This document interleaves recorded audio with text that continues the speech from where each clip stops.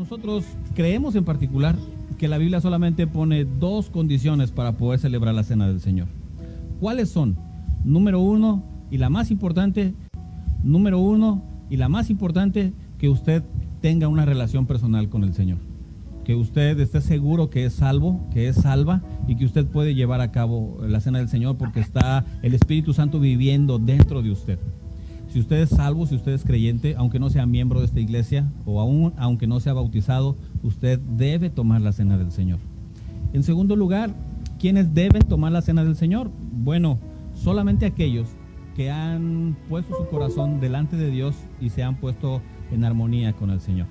Que no hay ningún pecado escondido, que no hay nada en lo cual ellos saben que debieran ser reprendidos por el Señor y con limpieza de corazón, después de haber confesado nuestras faltas en oración y en silencio, poder tomar la Cena del Señor. ¿Qué no es la Cena del Señor? Miren, la Cena del Señor no es un rito lleno de simbolismos desconocidos. El tomar esta cena o estos elementos, la Biblia quiere que lo hagamos con convicción, que sepamos muy bien qué es lo que estamos haciendo. ¿Qué no es la Cena del Señor tampoco? La Cena del Señor, escuchen, no es misa cristiana. No es que los elementos en un momento se convierten literal y físicamente en el cuerpo y la sangre de Cristo. No. La Biblia nos enseña que el pan y el vino no son el cuerpo y la sangre. No lo son. Representan, que es muy distinto. El pan o la galletita o el pedacito de pan representa su cuerpo, no se convierte en el cuerpo. Y el poquito de jugo de uva o de vino que está en el vasito no es la sangre del Señor, simboliza la sangre del Señor. Cuando nosotros tomamos la Cena del Señor, ¿qué es lo que tenemos que entender? Número uno, que debemos de recordar.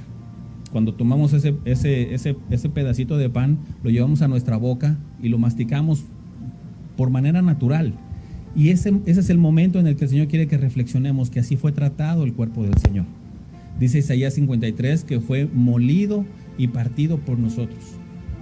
Y cada vez que tomamos la Cena del Señor y ponemos el pan en nuestros molares y lo trituramos para poderlo digerir, esa es la idea que el Señor quiere que nosotros entendamos. Que de esa misma forma fue tratado el cuerpo del Señor Jesús por cada uno de nosotros.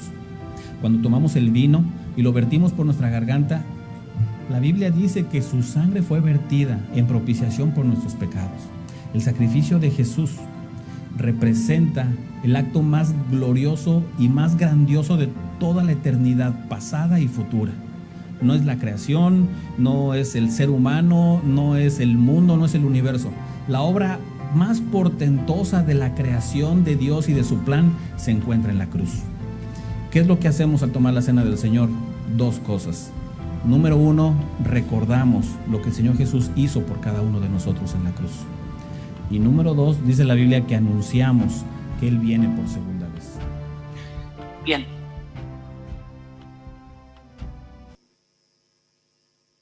Entonces, lógicamente este es un vídeo protestante y ¿qué les ha llamado la atención de todo esto? ¿Sí?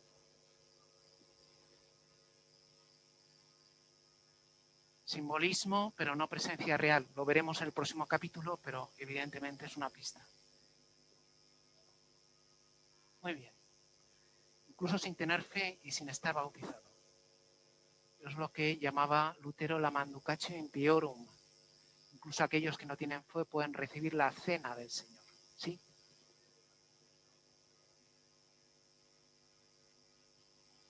Sí, efectivamente. No hay ningún tipo de mediación sacramental, no hay sacramento de la penitencia.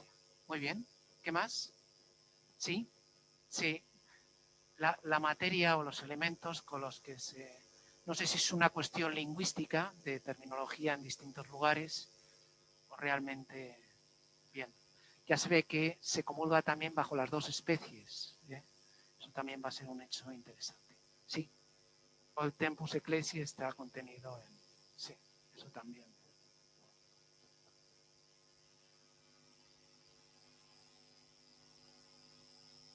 que no es sacrificio, muy bien, sí, y sí, en paz con Él, ¿no? Una especie de pacto para poder recibir la cena del Señor. Hombre, otro dato interesante es que se llama cena. Habitualmente la expresión paulina cena del Señor, Lutero la abrevia y dice simplemente cena. En alemán sería Herrenmahl, cena del Señor, y él simplemente habla de Abendmahl. O sea, el sentido, y aquí ya adivinan cuál es la intención del reformador.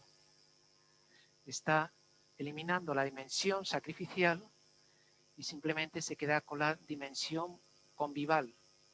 Es decir, la cena es banquete conmemorativo, rememorativo, pero en ningún momento es sacrificio. Nos podríamos preguntar por qué niega esa condición sacrificial. ¿A alguien se le ocurre alguna cosa? Tiene que ver con la doctrina de la justificación. La misa papista sería una especie como de mérito humano, opus hominum, y no realmente la celebración del opus dei, como suelen llamar los benedictinos a la Sagrada Liturgia. Entonces, la misa sería como una especie como de intento humano, de una obra humana que quiere conquistar la gracia divina, quiere merecerla, sin ninguna mediación en Cristo. Qué locura, ¿no? Y dirán ustedes, ¿y cómo ha llegado el pobre Lutero a esta convicción? Si tienen un poquito de memoria, se acordarán de que el otro día hablábamos del alegorismo y alegoricismo, donde habíamos visto cómo tanto en Escoto como en Occam había una separación entre la cruz y la Eucaristía. Entonces había una especie como de reduplicación. No olvidemos que Lutero tenía una formación nominalista a través del desarrollo de Gabriel Bill, que es un discípulo de Occam. Entonces, digamos, él primero recibe una interpretación, podríamos decir, incorrecta, poco católica, de lo que es la Eucaristía, y a partir de esa falsa teoría, cribado a su vez por toda la doctrina de la justificación, realiza una terrible crítica a la dimensión sacrificial de la Eucaristía. Llegó a escribir en De Captivitate Babilónica que la misa papista era la más horrible abominación. Das schrecklichste Gräuel. Schreck quiere decir en alemán susto, como la película, ¿no? Susto. La más horrible abominación es la Eucaristía, por eso, porque pensaba que era un mérito humano que quería eclipsar la gracia obtenida por Cristo en la cruz. ¿Se entiende el motivo? Bien, otros motivos van a ser lo que ha mencionado Hernando, de cómo lo que hay presente, ya lo veremos más adelante, simplemente lo anunciamos ahora. La cuestión del Laienkelch, el Laienkelch es el cáliz ofrecido a los laicos. Es decir, él decía que era negar la salvación a los laicos, el no ofrecer la Eucaristía bajo las dos especies, puesto que el Señor dijo, tomad y comed, tomad y bebed.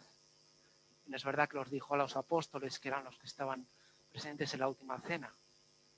Pero, en fin, él interpreta como un hecho perentorio y determinante el ofrecer la Eucaristía bajo las dos especies. Bien, lo veremos también esto, que tiene su contexto y su explicación. Bien, y en definitiva, también arremete con la adoración eucarística.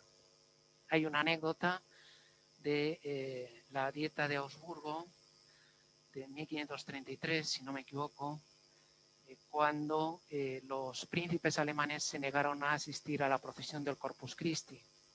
¿Por qué? Porque la Eucaristía es para comer y no para ver, no para adorarla.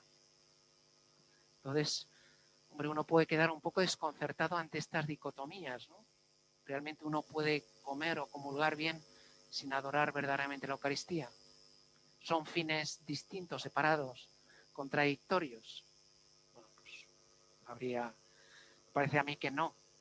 Pero ya vamos a ver que toda interpretación protestante es siempre de tipo exclusivista, out, como el título de esa obra de Kierkegaard, ¿no? Out, o una cosa o la otra. Sin embargo, digamos que el modo de razonar católico siempre et, no solo, sino también de tipo integrador. No es para adorar y es para comer. Es más, uno recibe mejor al Señor en la medida en que adora y es consciente de lo que recibe, ¿no? ¿Les parece? Bien. Bien, entonces, en primer lugar, dice que el sacrificio en la cruz no es reiterable, que Lutero tenía más razón que un santo, semel et pro semper, de Pafax, hemos hablado, habla, como hemos mencionado, al peor de los abusos, a partir de 1520, en esa de la cautividad de Babilonia, la más horrible abominación, ahí tiene la palabreja, ¿no? Der schrecklichste Gräuel. No hace falta saberlo para aprobar la asignatura, simplemente, si alguna vez se lo encuentra. También escribe un libro del 1521, acuérdense que el 1520 es un año donde produce 3 de sus principales obras, un año muy intenso. Al año siguiente escribe este pequeño opúsculo de Abragonda, Misa Privata, lo que él llama las misas rinconeras. Las misas privadas no tienen ningún valor. También hay que explicar un poco el contexto, porque en aquella época el único modo de mantener al clero era a través de los estipendios de la misa, y entonces incurrió en más de una ocasión. Alguna vez leí cuántas misas se celebraban al año en Wittenberg, parece que eran unas 5.000, una población mínima, y es porque los sacerdotes decían misa simplemente por los estipendios, lo cual evidentemente es un abuso.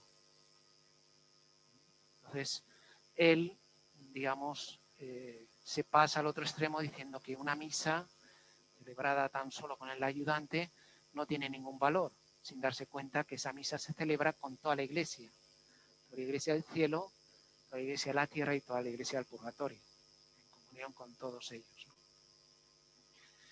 Bien, y entonces el valor de la misa es puramente comunitario y define la cena, como pueden ver ahí, como cena, testamento, sacramento, pero nunca sacrificio. O sea, es una cena conmemorativa, es un testamento, un recuerdo, un souvenir, un momento emocionalmente intenso, pero sin condición sacrificial y sin una presencia real tal como la sostenemos los ortodoxos y los católicos. ¿Se entiende más o menos? ¿Vamos bien? Bien, entonces, por otro lado, tienen que comulgar todos, incluso aquellos que no tengan fe, y por eso esa Manducache Impiorum de la cual hablábamos antes. Por eso, por ejemplo, las cenas, misas no, nunca, las cenas, la Eucaristía pasa de una a otra. Y todos los presentes tienen que comulgar casi de modo obligatorio, digamos, ¿no? Es una diferencia en la praxis que procede de una diferencia de la concepción teológica. Bien, después en ese año ven que compone la Deutsche Messe, la misa alemana, y la traduce al alemán, lógicamente, y luego también elimina todas las referencias sacrificiales. Y empieza a celebrar con esa misa. Bien, y como habíamos visto, el nudo de la cuestión está en que considera la misa como una obra humana. Como decía muy bien el compañero al fondo. ¿Cuál es su nombre, por favor? Eduardo. Bien, ¿qué podemos decir de Zwingli? Zwingli era todavía más radical que Lutero. Sí, dígame. Me preguntan por qué Lutero siguió celebrando no tanto la misa, sino la cena. Él no pretendía salirse de la iglesia o destruirla, sino quería reformarla. Entonces, reforma la misa, reforma el sacerdocio, lo convierte en ministerio, reforma la estructura eclesial, reforma la doctrina. Entonces, él lo vive a su modo, con cierta coherencia interna, pero con poca referencia a la realidad revelada, digamos, ¿no? Sí, Pablo. Sí, no sé si mencionamos que Lutero conserva 2 sacramentos. De hecho, no sé si aparecía aquí este que tienen ahí es la tabla de los sacramentos que aparece en la iglesia de Santa María en Wittenberg. Y aquí pueden ver el bautismo, pueden ver la cena, pueden ver la referencia a la cruz, que es de donde surge el misterio pascual, agua y sangre, ¿no? Decía San Agustín, ¿no? El bautismo, la Eucaristía y también la penitencia. Entonces, los protestantes suelen hablar de 2 sacramentos. Aquí Lutero, o por lo menos la interpretación que hace Lucas Cranach a través de esta representación, son 3. Pero en esa reducción numérica, primero hay un acierto, porque son la sacramenta mayora, los más importantes, pero por otro lado hay un cierto minimalismo, ¿no? La unción de enfermos o el orden sacerdotal, por ejemplo, no serán sacramentos en sentido propio. Bien, entonces estábamos con Zwinglio, que decíamos que era más radical y que en este sentido está totalmente de acuerdo con Lutero en la crítica que hace a la dimensión sacrificial de la Eucaristía. Y también, gracias Pablo por la pregunta, es oportuna, también Zwinglio minusvaloraba el valor de los sacramentos. Para los protestantes lo primero es la palabra y la predicación, y ya los sacramentos vienen un poco a acompañar. Bien, es verdad que en el siglo pasado, a partir del siglo XX, hay también como un movimiento litúrgico dentro de los protestantes que han reivindicado el valor de los sacramentos dentro de la vida cristiana. Pero desde luego no tienen el valor que tienen en las iglesias ortodoxas o en la iglesia católica. ¿De acuerdo? Entonces, de hecho, me hablaron, no estuve, pero me hablaron de una iglesia en Nuremberg donde estaba el altar en pequeñito. ¿Y saben lo que había encima del altar? Un gran púlpito, como diciendo primero la palabra y después una mesita pequeña para celebrar un poco la cena y reunirnos ahí y estar. Sí, otros años hemos visto la película de El Festín de Babette, que refleja muy bien este ambiente. No sé si este año con las restricciones será posible. Si es posible, pues por mi parte encantado, ¿no? Pero vamos a ver qué se puede hacer. Lo dejo en manos del delegado y ya me dicen ustedes, ¿no? Bien, respecto al carácter sacrificial de la Eucaristía, coincide con Lutero, hemos dicho, y fíjense en esto, ¿no? Cristo mandó que se comiera su cuerpo y su sangre, no que se ofreciera. Por lo tanto, uno se pregunta, ¿y cómo se puede comer si no se ofrece? ¿Cómo se puede comer el fruto de un sacrificio sin el sacrificio? Bien, pues es un enigma que seguimos ahí. Pero en fin, como pueden ver, Zwinglio, aunque sea mucho más radical, lo veremos sobre todo en el tema de la presencia, el próximo capítulo, en este tema están totalmente de acuerdo. ¿Qué dice Calvino? Pues lo mismo que Lutero, que Cristo es el único sacerdote, por supuesto. El único sacrificio es el de la cruz. Sin embargo, él no ve cómo hay una representación, una mediación a través de los sacerdotes y de las Eucaristías celebradas, ¿no? Entonces separan, digamos, por el principio solus Christus, sola crux, lo separan de toda posible celebración. Entonces, una celebración de la cena tiene un carácter conmemorativo, simbólico, evocador, testimonial, etc. ¿Se entiende, no? Espero que se entienda. ¿Se entiende? Sí. Las misas privadas en las que no se distribuye la comunión van contra la voluntad de Cristo. O sea, la misa solo es aquella que tiene una asamblea. Evidentemente, esa participación por parte de la asamblea le da un mayor sentido, pero olvida la dimensión eclesial de toda la celebración eucarística. La cena será el banquete en el que se recibe por la fe la eficacia salvadora del único sacrificio de Jesucristo, por la fe, no por una presencia real, no por la presencia más grande que se puede dar en esta vida, en este mundo, sino que depende de la fe. Por ejemplo, veremos cómo los protestantes habitualmente se acercan a recibir la comunión con una gran piedad, porque la presencia de Jesucristo depende también de la piedad con que lo recibas. No está ahí presente la doctrina del ex opere operato que tenemos en la Iglesia Católica. Lo veremos también, ¿eh? Simplemente, perdonen los spoilers, pero a veces son inevitables, ¿no? Bien, no puede haber ninguna representación, no puede haber ningún sucesor en el sacrificio de Cristo, y la cruz, como habíamos visto, es el único sacrificio. Por supuesto, no puede ser de otra manera. Lo que pasa es que esa cruz no se puede separar de la celebración eucarística o de la celebración de la cena, como dirían ellos. La misa modifica el carácter de la cena, que es puramente convival, lo convierte en una obra humana donde lo que se intenta es destacar un aspecto sacrificial que intenta eclipsar, clonar, repetir el sacrificio de la cruz. Bien, se entiende, ¿no? Yo creo que está claro el motivo de la crítica protestante, ¿no? Bien, entonces, el origen de esta negación de la inmersión sacrificial, como pueden ver, es por la doctrina de la justificación. Porque consideran la celebración de la misa como una obra humana, como muy bien ha dicho Eduardo, ¿no?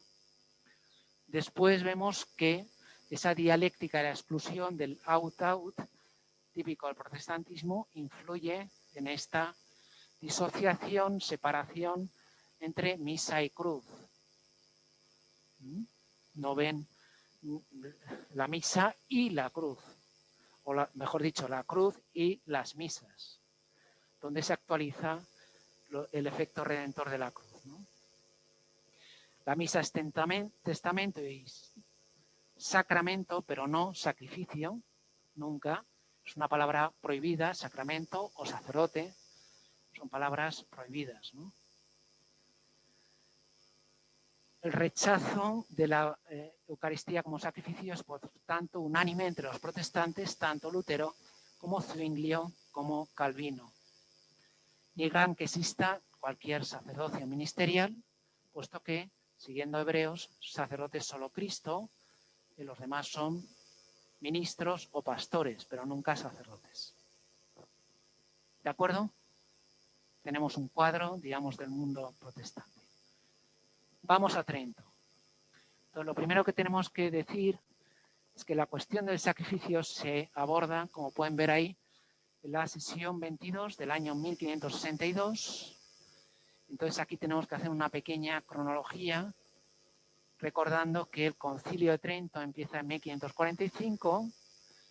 En 1547 está el decreto sobre la justificación. Interesante, ¿no? O sea, 30 años después de que Lutero ya lo enunciara y colgara las famosas 95 tesis. 30 años después tenemos una respuesta católica, eso sí, muy fina, muy afinada, muy equilibrada. Hecho, entre paréntesis, la declaración conjunta sobre la doctrina de la justificación, en el fondo, es el decreto de Trento sobre la justificación, actualizada y en un lenguaje, digamos, de consenso con los luteranos, que después han suscrito los metodistas, los reformados, es decir, calvinistas y zwinglianos, y los anglicanos. Cierro paréntesis, 1551. ¿Qué pasa en 1551? se aborda la cuestión de la presencia eucarística. Entonces, si se dan cuenta, aquí tenemos una disociación. Primero se habla de la presencia y después, 11 años después, se habla de la cuestión del sacrificio. Si se fijan, en este curso primero hemos abordado la cuestión del memorial, esto que es la fuente, y después veremos el sacrificio, y después veremos la cuestión de la presencia, la cuestión del sacramento. Digamos que Lutero invierte ese orden. Y en principio no hay ninguna intencionalidad, simplemente por una disposición organizativa se dispone de ese modo, pero vamos a ver que ese dislate y ese orden contrario al teológico o cronológico por lo menos, va a tener sus consecuencias en el debate postconciliar, me refiero después del Concilio Vaticano II. Bien, entonces, el primer capítulo lo que hace es resolver ese nudo gordiano de la cruz y la misa. Es decir, hay una identidad entre ambos. La terminología de Trento, se acordarán que habla de una renovación incruenta del sacrificio de la cruz. Renovación incruenta. Entonces, vamos a ver que el término que utiliza va a ser representatur, que lo habíamos visto ya en Pedro Lombardo, en el sentido de volver a hacer presente. Bien, y se habla de la misa como verdadero y propio sacrificio porque remite necesariamente al único y verdadero sacrificio de la cruz.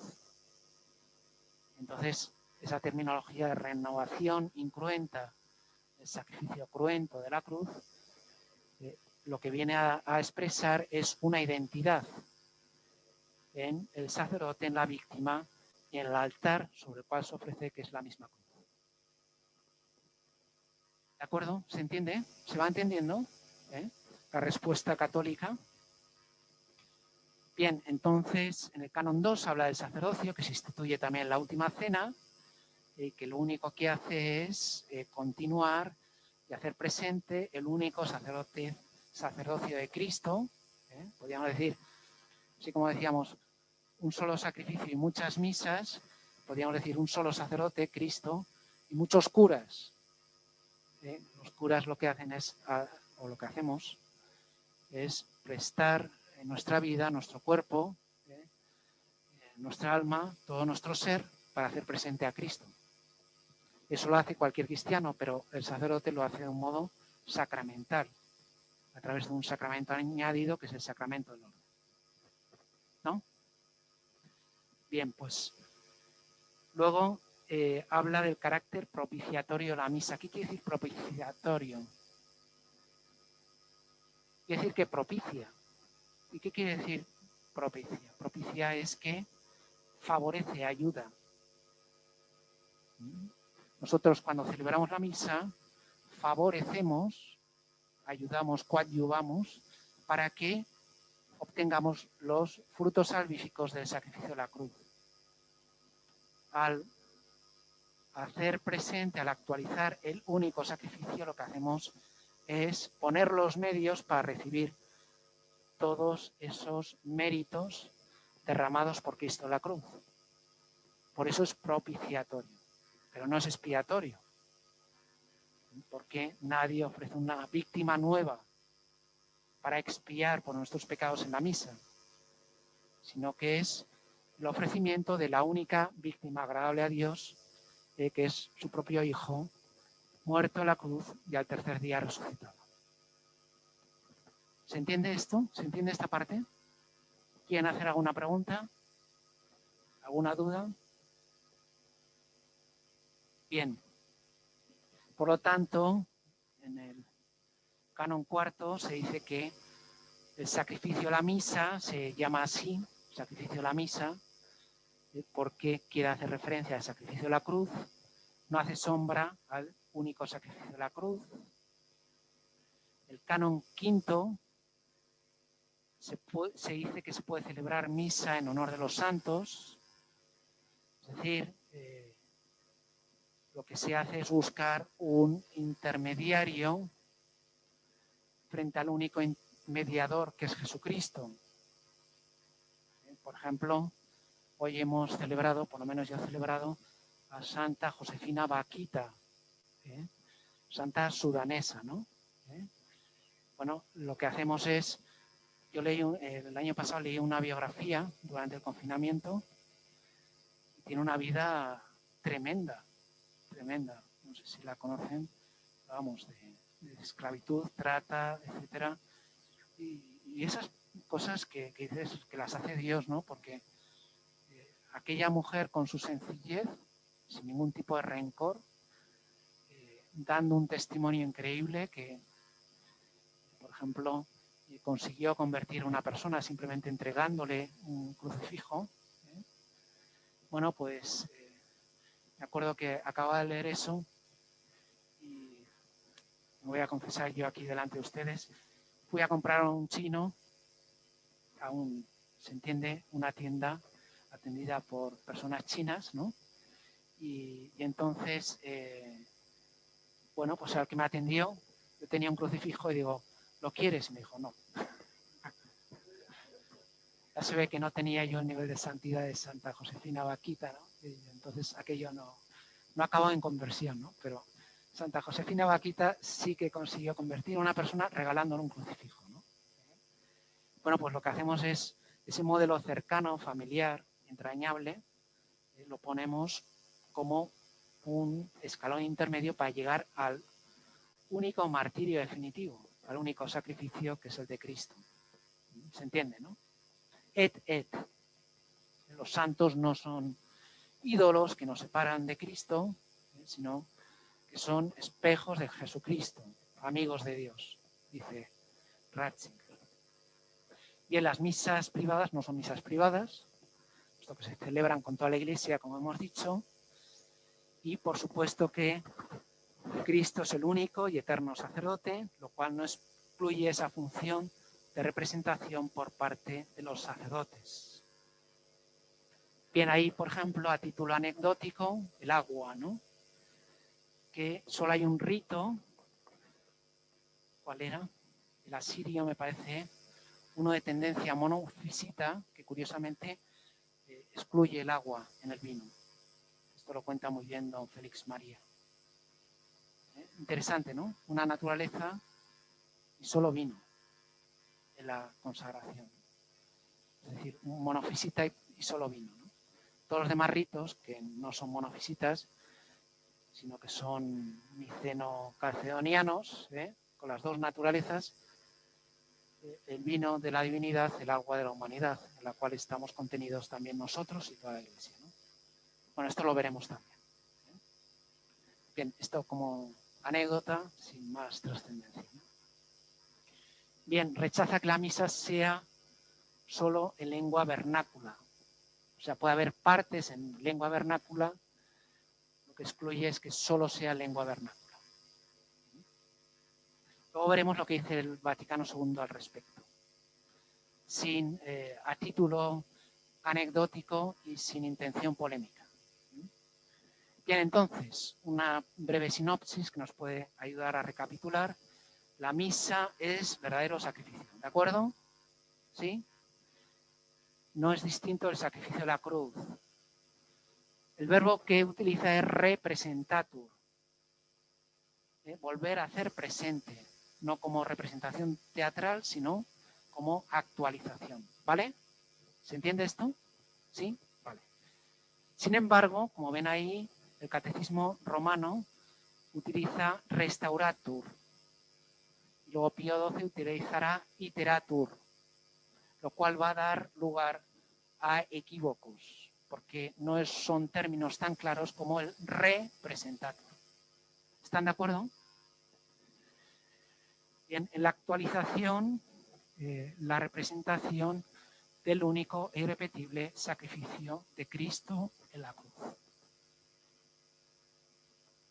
Bien, lo único que varía es el modo de ofrecerse o de hacerse presente. de un modo cruento en la cruz e incruento en la Eucaristía. ¿Vale? Todo lo demás, el sacrificio es el mismo, pero el modo de presentarse ante nosotros, la cruz, si no estuviera ahí, sería un espectáculo estremecedor. Yo estas Navidades estuve en Torreceda y ahí han hecho, no sé cómo se llama, una de estas representaciones virtuales, ¿no? Y aparece una representación del Calvario bastante impresionante, o por lo menos a mí me impresionó. ¿Eh? La experiencia de la fe se llama, sí, efectivamente. ¿Eh? Entonces, uno ve aquello, sin embargo, la Eucaristía se representa de un modo incruento.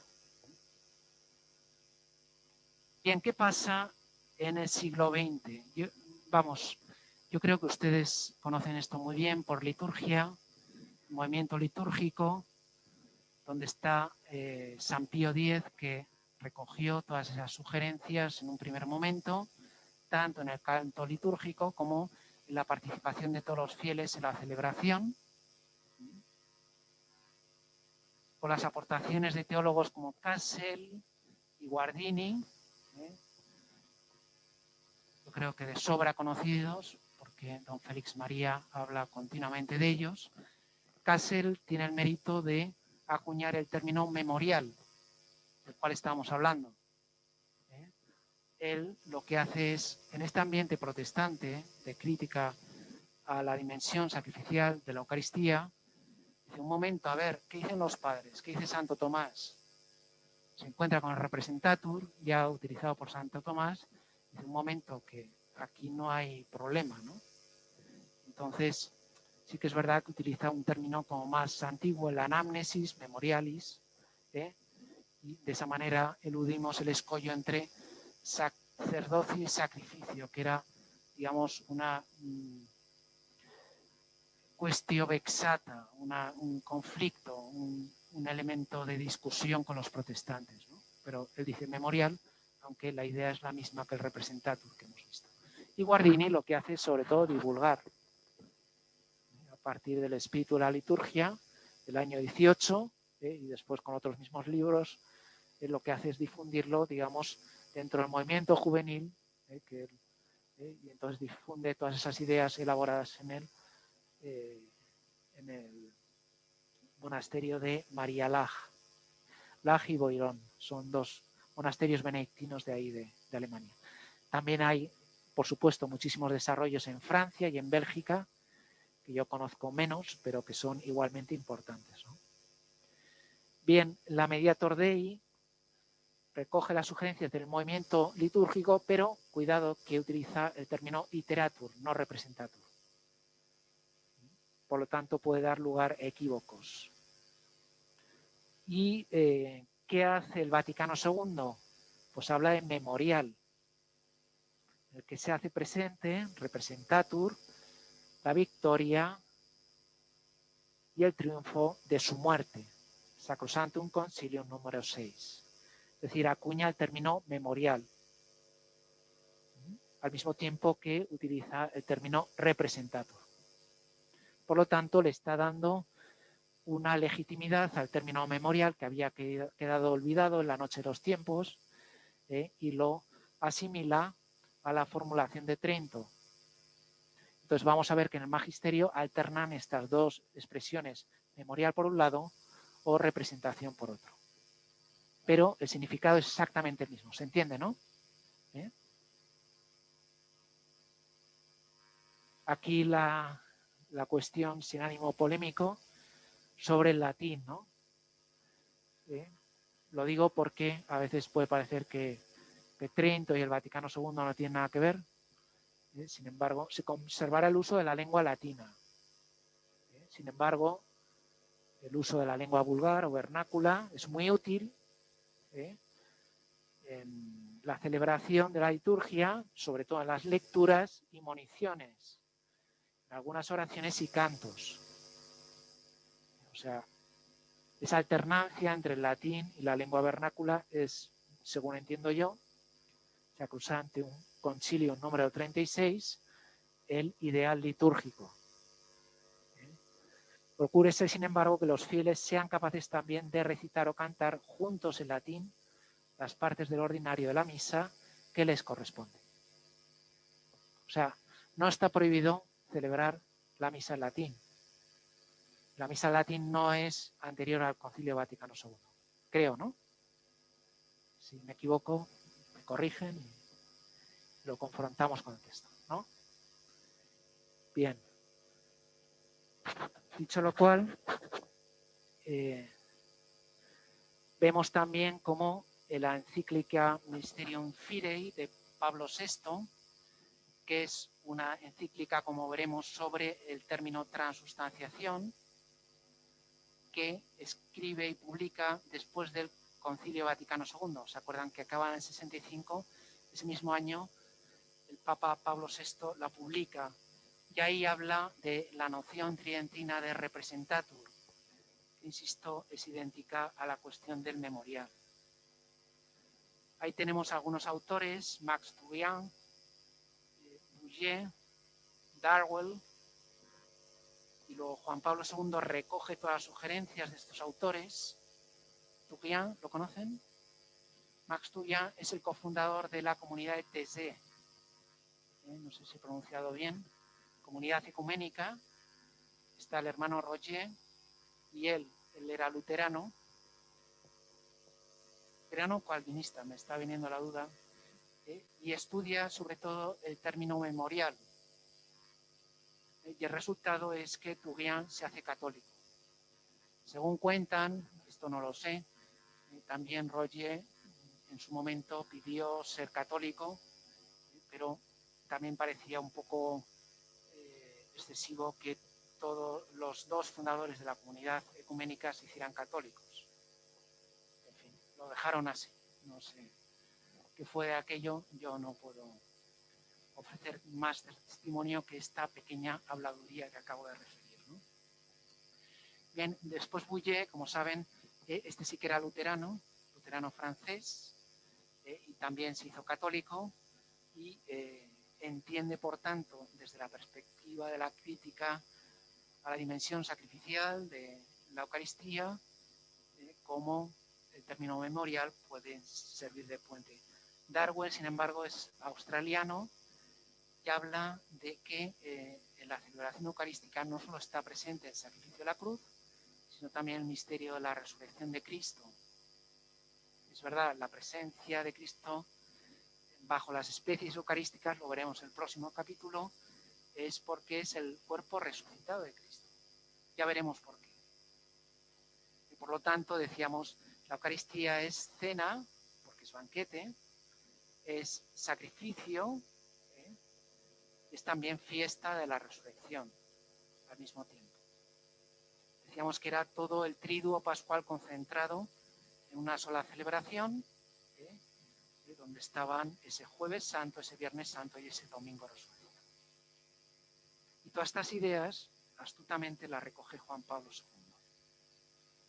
El catecismo, en ese número que ven ahí, 1365, ven cómo se utiliza el término memorial, ven cómo utiliza el término sacrificio, el carácter sacrificial, y después se habla de la cruz y la sangre. Es decir, que la dimensión sacrificial queda fuera de dudas, ¿no? Y en el número siguiente se habla del sacrificio de Cristo y de la Iglesia. El sacrificio de Cristo y de la Iglesia. ¿Se acuerdan de esto? De cómo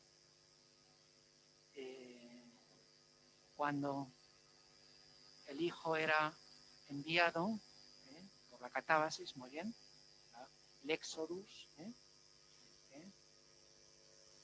se constituía Cristo como cabeza de todo el cuerpo de la Iglesia. Por Cristo, con él y en él, nosotros en el Reditus, en la Anábasis, somos ofrecidos también como ofrenda agradable al Padre, por Cristo, con él y en él. Por lo tanto, no solo el sacrificio de Cristo, sino también de toda la Iglesia. ¿De acuerdo? Eso está recordado también en ese punto del catecismo. ¿De acuerdo? Que por cierto es una joya, lo que dice el catecismo sobre. Y entonces, para ir terminando, podemos concluir lo siguiente. En cada celebración de la Eucaristía se renueva y actualiza el único sacrificio redentor de Cristo en la cruz, por enésima vez, ¿no? Es un memorial sacramental y sacrificial, ¿se entiende esa expresión? Memorial sacramental, por el modo en el cual se celebra, a través de unos signos visibles que no solo nos obtienen la gracia invisible, sino que nos trae la misma presencia real de Jesucristo. Es un sacramento, una celebración litúrgica y sacrificial por la irrenunciable dimensión sacrificial. ¿Vale? Pone la renovación del gran sí de Cristo al Padre en el Espíritu que supera y repara todos los noes del pecado. Qué frase más buena, ¿verdad? No sé de quién es, se la copié a alguien, pero es buena. Se trata pues de la ofrenda también del Cristo glorioso. También la resurrección está presente en la Eucaristía una vez que ha muerto y resucitado.